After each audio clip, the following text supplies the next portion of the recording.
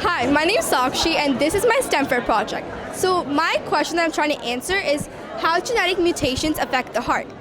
So here, my hypothesis was that if a mutation occurs in a heart-related gene such as MYH7, then the heart's normal rhythm will be disrupted. And in order to test this, I can't directly test the heart, so that's why I use gelatin. Gelatin symbolizes the heart and kind of stimulates how the heart works, the heart's muscle texture works. That's why I use the heart. So in order to test this, I used 10 cups. I labeled all my 10 cups, and then I poured 5 cups of water into the boil and I heated it. And after heating it, I took out 5 teaspoons of the Knox gelatin powder and I mixed it all in. And then I placed half of them into the 5 normal cups and I left them aside. And for my mutated, I need to have a constant and a difference, right? So for my mutated one, I added a half teaspoon of salt to the remaining gelatin. I mixed it all up for a minute or two, and then I put it in the refrigerator, both for 4 and 5 hours. And then once I took them out, I had to do my actual test, which is the part B of my test. For part B, I placed a quarter on top and I measured the dent depth. So for example, for my first one, my dent depth was 2 mm, and when I took it out, the seconds it took to recover was 2.5 mm. I did the same thing, and this is my a graph that I have, and this is my table. This is my average table, which shows the significant difference between the normal and mutated. This is my graph, and my conclusion. For my conclusion, the hypothesis was indeed supported because the stimulation in this model caused many changes in the structure, suggesting that genetic alterations can weaken the strength of the heart. So here's my DNA model. This is my normal model, and this is my mutated model. This normal model shows that everything works out well. However, my mutated model has the guanine and the thymine kind of switched up. So this is my project. So our project was downforce versus drag, the physics of F1 cars. So our hypothesis was basically that if the rear angle of an F1 car is increased, it would go faster. And our procedure was basically we lined up 3 meter sticks or so, and then we put one in the finish line and one sticky note for in the finish line and one that follows. So, and our data shows that as the angle increased, the faster the car got. So like in the 185, it was the fastest angle we got by far. And we observed that the higher the angle would be, the faster we would go. As you can see in the average, there's 3 trials for each angle. And as you see, like the 130-degree angle is by far the fastest than like any of the other angles. And every these sticky notes is like a meter, which we would always start on the first, and then we would end all the way on the third. Great, back to you. All right. And in conclusion, we realized that. Can you do it one more time? Yeah. Okay. In conclusion, we realized that as the car's rear angle is increased, the faster the car would go, since more downforce is interacted, and and less the angle, the less the downforce would be increased. So basically, drag. Hi, my name is Brianna. This is my topic: how much electromagnetic radiation is emitted during different types of cell phone use. My hypothesis was if cell phones emit a measurable amount of radiation during different types of cell phone use, and the amount of radiation increases, then it will be the highest during a cell phone call.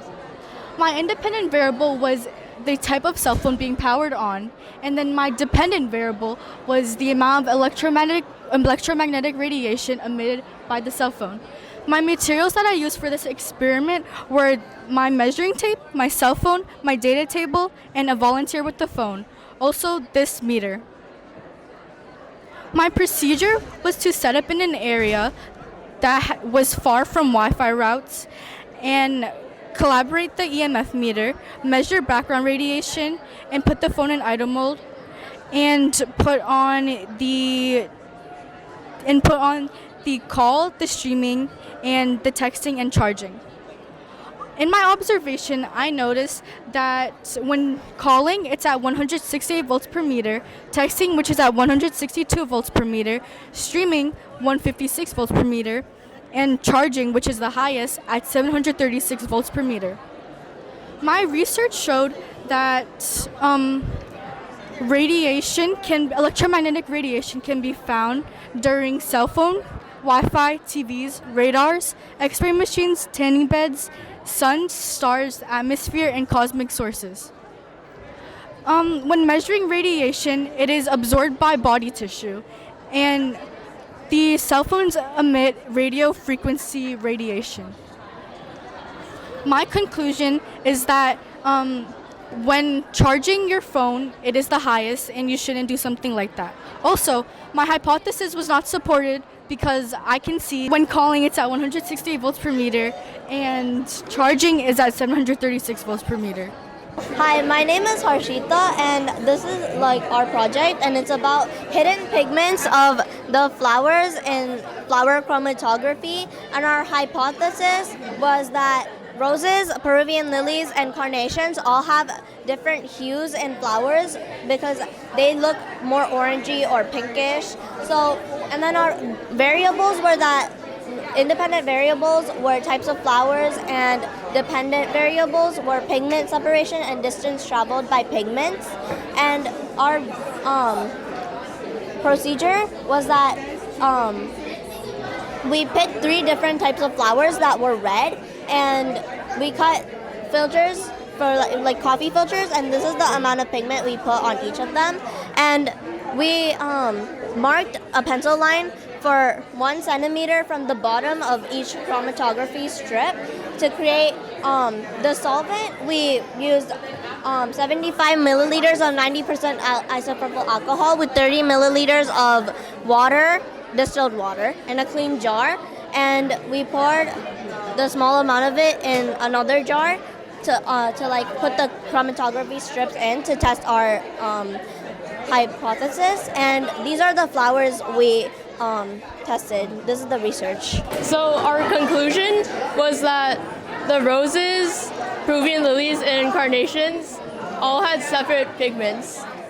So we used the retention factor to see if they have the same pigments. All of them had relatively the same retention factor, but their color separation was very different. The roses had more of a purple, and the Peruvian lilies had like a faded red, and the carnations had a deep pink. The pigments had to be the same. If the pigment separation has to be the same for the pigments found in the flowers to be the same. The reason why they're different is because all of them have the same pigment group, but inside the pigment group there are different types, and all of the flowers have different types of pigments inside the group. Hi, my name is Aisha, and this is my project, Light That Shatters Life Itself. My question was, how does UV exposure affect DNA recovery? So DNA stands for deoxyribonucleic acid, and is the molecule that contains the genetic information organisms need to develop and grow. DNA is made of 4 base pairs: adenine, cytosine, thymine, and guanine, ACTG. And over here is a DNA model of the 4 base pairs. DNA is tightly packed into chromosomes. We have about 3 billion base pairs, and these are all in chromosomes. We have 43 chromosomes in 23 pairs. DNA can be damaged by environmental factors like heat and moisture. It can also be damaged by mutations, which are changes in a DNA sequence. There are a couple types of mutations, but there are 2 main types: somatic mutations and germline mutations. Somatic mutations happen inside your body, while germline mutations are inherited from your parents. There are a couple types of mutations in these categories, such as SNPs, or single nucleotide polymorphisms, silent mutations, and chromosomal mutations. Chromosomal mutations have many different subtypes. I listed 4 of them: inversion, deletion, duplication, and translocation.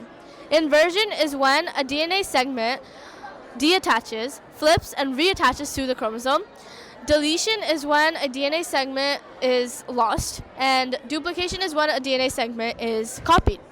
Translocation is when a DNA segment breaks off and fuses to another chromosome. An example of this is when chromosome 9, a segment of it deattaches from its chromosome and fuses onto chromosome 22, causing chronic myelogenous leukemia, which is a slow cancer that is related to like the overproduction of white blood cells. We as humans receive alleles, and we receive 2 alleles, one from each parent. We have dominant and recessive genes. Dominant means you need only one gene to appear, and recessive means you need 2. The electromagnetic spectrum comes from the sun. It includes radio waves, microwaves, infrared light, visible light, UV light, X-rays, and gamma rays. UV is subdivided into 3 categories: UVA, UVB, and UVC. UVA is found in nail lamps and tanning beds. That is a UV light right there, UVA. UVB is commonly used to treat medical conditions such as psoriasis, eczema, and vitiligo. And UVC is the most dangerous type of UV, but the Earth's atmosphere blocks it, so it cannot reach us. I use strawberries for my experiment for 2 reasons. 1, I can't use human DNA. 2, strawberries are octoploid, meaning they have 8 copies of their typical chromosomes, meaning they have a lot of DNA to be extracted. For my hypothesis, I said that if ultraviolet radiation is put on DNA, then the mass and visible amount of DNA will be lesser than when not exposed. To test this, I created an experiment where I had 3 beakers. I had 2 same-sized strawberries in each beaker. I mashed the strawberries and mixed water, salt, and dishwashing detergent, and I put isopropyl alcohol in them so that the DNA would form. Once the DNA formed, I put one under that UV light, one on the counter, and one in the dark. After 10 minutes of each exposure, I took them and took out all the DNA and extracted all the liquid, and I massed it on a weighing scale. These are the masses from each trial and each category, and these are the average. This is the average mass from each trial. And I made graphs here. The UV exposed one had less DNA than the dark one, and even in these, the shade had the most in most of them. And under a microscope, I observed that the UV exposed one had shorter and more fragmented DNA, while the shade and dark ones had much smoother and finer fragments of DNA.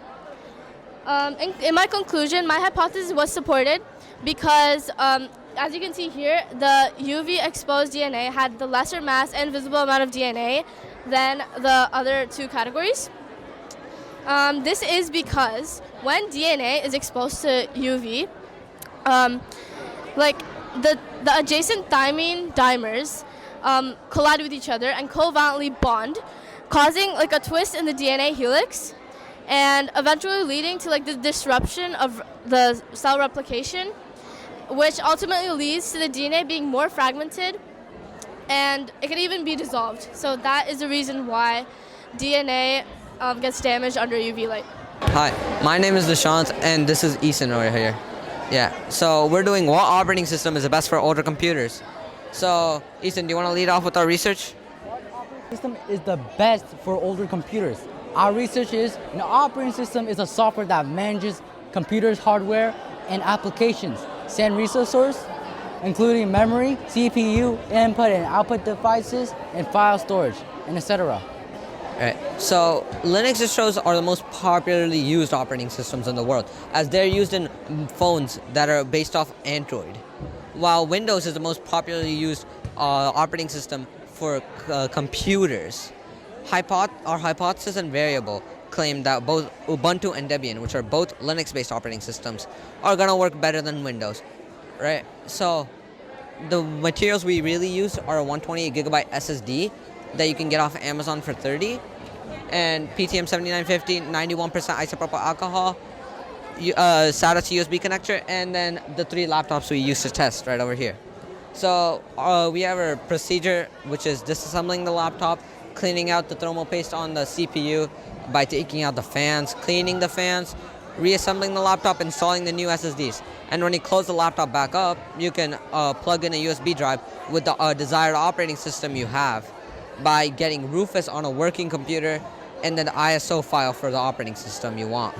And then from there, Rufus will take care of the rest. It'll tell you how to format the drive to get the operating system working. So over here, we have our observations and data, which which is where basically our conclusion is. We found that Ubuntu seems to be the least demanding, while Debian and Windows are more common than Ubuntu. Debian looks the best, but isn't as demanding as Windows. And Windows is the most commonly used one. Windows was performed 3 times worse than Debian or Ubuntu combined.